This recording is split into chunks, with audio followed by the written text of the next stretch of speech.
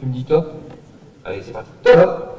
10 minutes! Voilà, bonsoir. Donc, je m'appelle Cédric Vanolan, je travaille pour l'Université Namur, je suis chercheur, mais d'abord et avant tout, je suis enseignant dans le secondaire, enseignant de mathématiques et de sciences, donc dans l'enseignement secondaire depuis 15 ans. Alors, si je viens ce soir, c'est pas juste pour présenter mon travail, mais le travail de toute une équipe, puisque l'Université Namur s'est associée avec une association de terrain, qui s'appelle l'association J'apprends autrement, qui est une association de logopèdes et d'enseignants de terrain, pour donc développer une application numérique qu'on a appelée NeuroCoach. Elle repose sur 3 piliers que je vais détailler tout de suite après. Tout d'abord, une volonté de répondre à un problème de terrain, un problème des enseignants. Deuxième pilier sur lequel on s'est reposé, c'est sur un partage de compétences entre nous. Et alors un troisième pilier, puisque quelque part, enfin voilà, je suis aussi chercheur. C'est un projet aussi qui a été soutenu par le FNRS que je me permets de remercier au passage. On fait de la science et donc une validation scientifique du projet.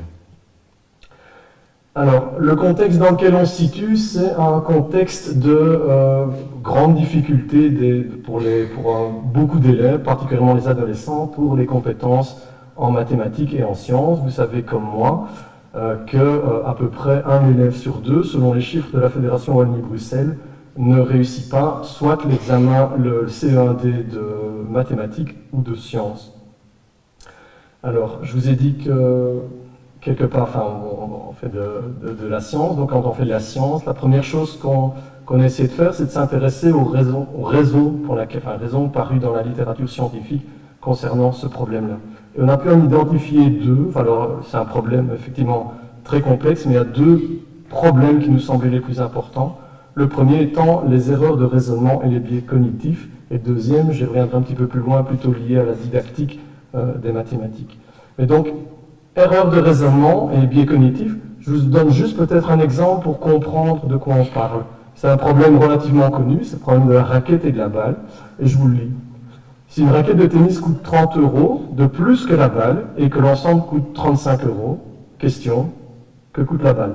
Alors, je n'ai pas le temps de faire le petit jeu avec vous, mais il y a une réponse qui vient très très vite aux participants. On voit 30, on voit plus, et on voit 35, et donc la réponse immédiate, c'est 5 €.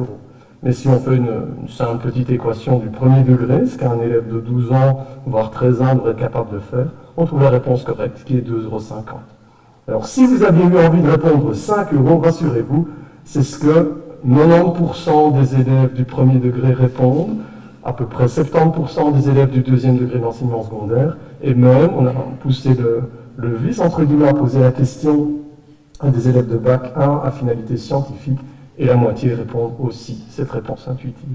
Donc c'est particulièrement interpellant pour les profs de maths. Et alors il y a un autre problème, davantage lié, comme je vous disais, aux mathématiques en tant que telles, c'est le problème lié aux fractions et au nombre rationnel, où toute une série d'éléments très récents de la littérature montrent que comparer des fractions, c'est vraiment quelque chose de difficile, contrairement à ce qu'on pourrait me croire.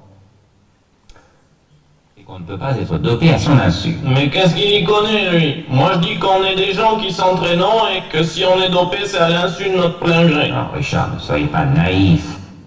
Voilà, une petite intervention aussi, comme mon collègue.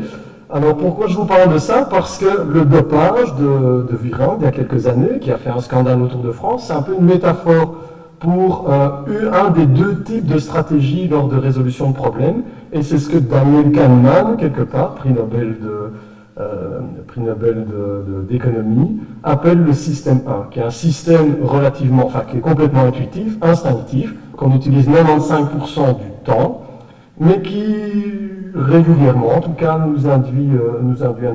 Parallèlement à ça, il y a un deuxième système, celui-là beaucoup plus subtil, davantage rationnel, utilisé très peu du temps, qui nécessite beaucoup plus d'efforts, beaucoup plus d'énergie pour y répondre. C'est le système rationnel, donc je le disais, lié à Piaget, que vous connaissez certainement. Et puis, quelque part, entre ces 2 systèmes, un grand psychologue français qui s'appelle Olivier Houdet a introduit un 3e système qu'il appelle le système du contrôle inhibiteur. Et en quelque sorte, l'image qu'on pourrait donner, c'est l'image du chef d'orchestre qui arbitre entre ces 2 systèmes en fonction des cas pratiques auxquels on est confronté dans la vie de tous les jours. Alors, parallèlement à tout ça, et particulièrement dans les pays anglo-saxons, toute une série de programmes pour entraîner son cerveau à raisonner correctement. On en voit pas mal ces 5 dernières années, et ils auraient toute une série de vertus. Ce serait spectaculaire, ils permettraient de progresser d'un an les compétences en mathématiques, prévenir certains troubles, etc.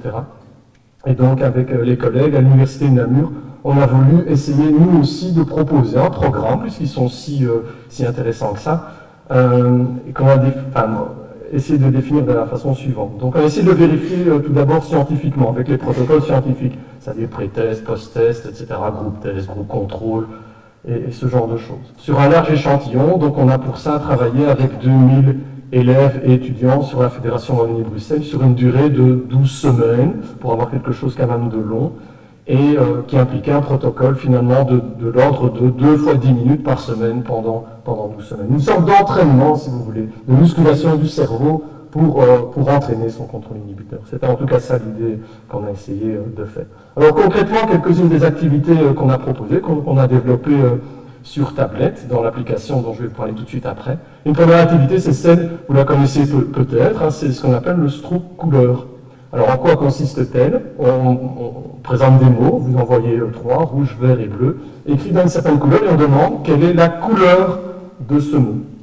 Alors, donc, si vous voyez rouge, vous avez envie de lire rouge, vous avez envie de dire rouge, et vous devez inhiber cette idée du rouge pour dire bleu, etc., etc. Donc, on voit cette idée de l'entraînement du contrôle inhibiteur par le stroke couleur, qui est une des activités peut-être les plus connues dans la littérature. Alors on a développé d'autres un peu plus originales, toujours sur tablette, qu'on a appelé le stroke décimal. Parmi ces 2 chiffres décimaux, hein, vous voyez 0,34, 0,8, lequel est le plus grand, sachant que 34 est plus grand que 8, mais 0,8 est plus grand que 0,34. Un stroke fraction, un tiers par rapport à un cinquième, laquelle des 2 fractions est la plus grande, sachant que 3 est plus petit que 5, mais qu'un tiers est plus grand que 1/5. Un stroke numérique, quel est le plus grand nombre, soit en taille, soit en magnitude, et alors d'autres activités que je n'ai pas le temps de vous développer ici. Et donc ce qu'on enregistrait systématiquement, c'est quel est le nombre d'erreurs faites par les participants en temps réel et leur temps de réponse. 3 minutes. Alors, chacune des activités se passait de la façon suivante. Donc, une description des règles, hein, voilà, quelle est la plus petite des 2 fractions, une familiarisation avec un feedback direct à l'utilisateur, et enfin, finalement, la tâche en tant que telle. Alors, qu'est-ce qu'on a pu montrer avec tout ça? 2 choses principales. Tout d'abord, une amélioration du contrôle inhibiteur. C'était le but, mais enfin, on l'a quand même montré.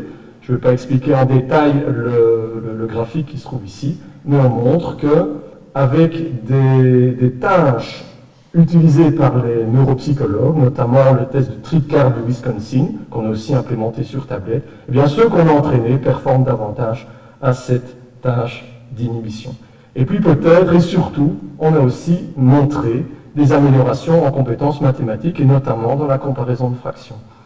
Donc les individus qu'on a entraînés avec notre application, performent davantage, de l'ordre de double à peu près leur taux de bonne réponse lorsqu'ils sont confrontés à cette tâche.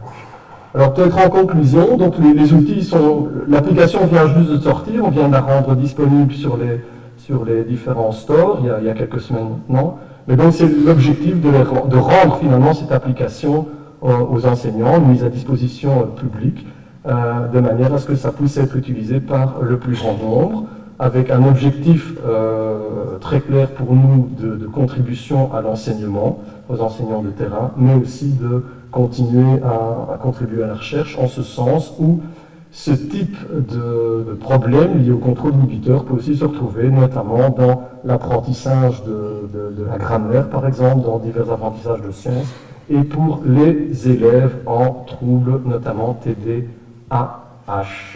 Juste le temps de remercier pour votre attention. Largement 30 secondes. Ah, j'ai encore 30 secondes. Donc je vous remercie une deuxième fois alors.